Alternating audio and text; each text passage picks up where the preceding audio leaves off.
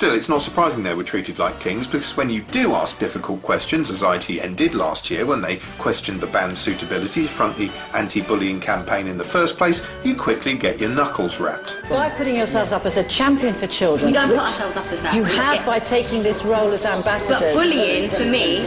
From what I'm seeing right now, you're putting my band in a very, very uncomfortable position by attacking them. I don't feel I'm asking them how they can justify selling lyrics to children, which are so explicit. That's a perfectly justifiable... We're not here about that. We're here about an anti-bullying campaign. It may not seem important, but as celebs get increasingly involved with issues, they're also increasingly able to get away with the sort of thing a spokesperson never would.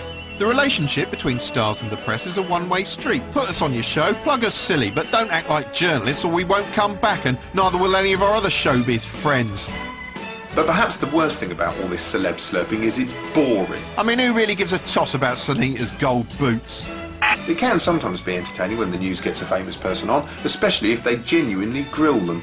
Just ask the Newsnight viewers who watched in astonishment as Mr. Issues himself, Stingford Stingington Sting, wandered unwittingly into the Paxman Thunderdome. Do you ever feel uncomfortable travelling between your various homes in various continents at enormous carbon cost? Do you ever feel uncomfortable about that?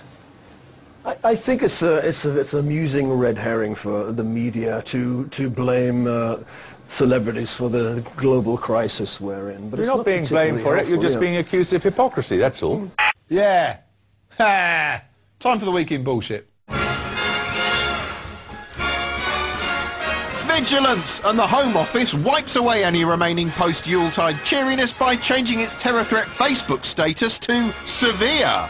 But what exactly does severe mean, Home Secretary? This means a terrorist attack is highly likely. Shit. I have to emphasise the fact it doesn't mean an attack is imminent.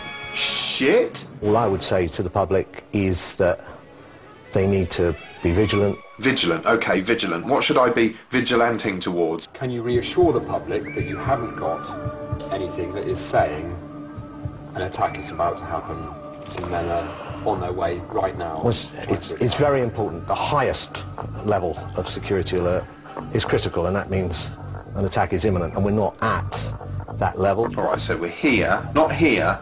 I'll be this scared or vigilant. In the absence of any hard information regarding the threat, Sky contented itself with designing different graphics for the Fearoscope, ranging from pedestrian election night blandness to radarific Robocop HUD-style targeting Wizzo-vision. They do like their threat level indicators on Sky. They've also got an environment f***ometer and a Cameron probability gauge, which recently rose several Bullingdons to 38%. Channel 4 News went one better by plotting the historical ups and downs of the screamometer on a graph. Now, if you're finding the threat thesaurus confusing, don't worry, implementing it's simple. Just calibrate your alertness pistons in line with the on-screen threatometer, so if your watchfulness nodes are currently set to 3, turn them up to 4. Meanwhile, speculation over what had caused the terror hike was rife. The papers dreamed aloud about hijacked planes, Afghan conferences, Osama bin Laden, Irish militants. Giant spiders, Skeletor, you name it. Sky highlighted the increasing threat of female suicide bombers, which rather complicate the traditional terror profiling strategy. Police and security officials tend to spend more time investigating young men of black and Asian origin. Is it just me, or does that look like an album cover? Anyway, chances are you're still not sure what you're being threatened by or how scared to be of it.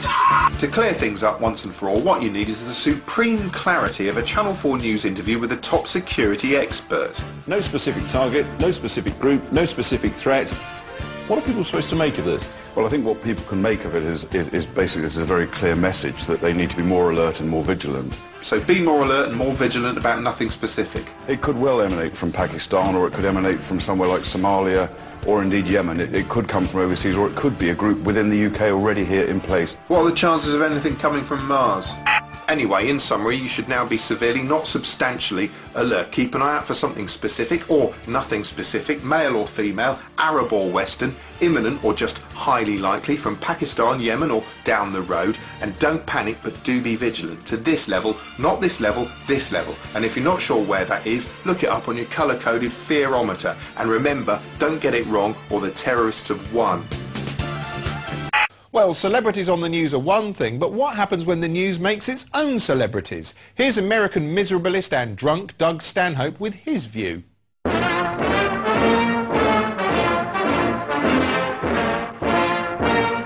drink Stanhope, and that's why I drink. Some people try to be celebrities. Other people have celebrity thrust upon them by the news. Charla Nash had it thrust upon her in the form of a 200-pound chimpanzee named Travis that ate her entire face. The news get a hold of the 911 call, which is absolutely horrific and terrifying, and out of some sense of moral obligation, a public need, they played the 911 call relentlessly. Please hurry up! He's killing my girlfriend! He ripped her face off! He ripped her face off? Which is the responsibility of the news to let the public know. The public needs to be aware of impending dangers. A hurricane is coming your way. There's a blizzard. A gunman's on the loose. Or perhaps brazen primates are eating the faces of suburban housewives. So they played the 911 call over and over across the country until Charla Nash was an American celebrity. She even has her own security guard to prevent the tabloids from taking photos. Kyle Maynard was a kid who was a high school wrestler. He made the news because he happened to be born without arms or legs. Again, there's a very pressing need for the news to make us aware of these problems. Point is, he gets on the news, and now he's a celebrity who's doing mixed martial arts. Not very well. He's had one fight, and he was pummeled, as you'd expect. How can you ever look good punching this kid in the head repeatedly in front of an audience? They package these stories as human interest stories. It used to be, if you were born without limbs or a primate ate your face, whatever, you could go and make a decent living still on the freak show circuit, a carnival sideshow attraction. Step right up. Look at the boy with no arms and no legs, the human manhole cover. He's gonna wrestle Travis, the 200-pound face-eating chimpanzee. Step right up. Prepare to be horrified. It's a horrifying, terrifying event. Step right up. 2 bits. At some point, they decided that was insensitive, so now they put him on the talk shows. Oprah Winfrey, who is the P.T. Barnum of the new millennium. And instead of a freak show, they call it an inspirational story. Next on Oprah, the woman whose face was eaten by a monkey. She's exploited exactly the same way, only now Oprah gets the 2 bits that she should have gotten paid. And they play harpsichord music coming in and out of the piece. And they say it's a triumph of the human spirit. And Oprah lifts the woman's veil to show a poorly reconstructed face and dabs the woman's tears where her eyeballs used to be. That's not inspirational. What is that going to inspire me to do? Oh shit, if she can get her face eaten by a monkey and still go on Oprah, shit, I should get up and sweep off that patio. I'm inspired. No, that just makes me scared to leave the house.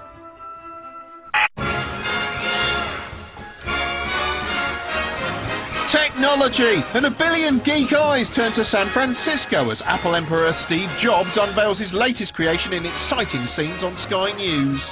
Nice to see he dressed up for the occasion.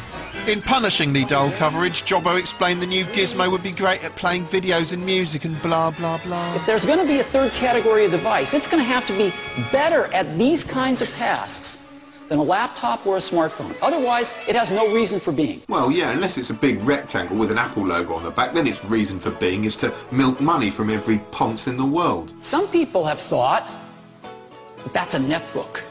The fools. Problem is, netbooks aren't better at anything. Oh, yes, oh, it's funny because it's true. Eventually, Jobbo revealed what we'd all been waiting for. That's what it looks like. Basically, it's an iPhone with increased size and weight and greater futility. But it's not just an illuminated oblong you can read Wikipedia on. The iPad also functions as a content delivery platform, an electronic burqa, a twat indicator, a nose-breaking machine, a handheld air conditioner, a chopping board and a threat level indicator. Essentially, owning an iPad will be like having the whole world in the palm of your hand. Well, both hands, until you put it down to answer your iPhone, which is basically the same but smaller. Well, that's all we've got time for this week. Go away.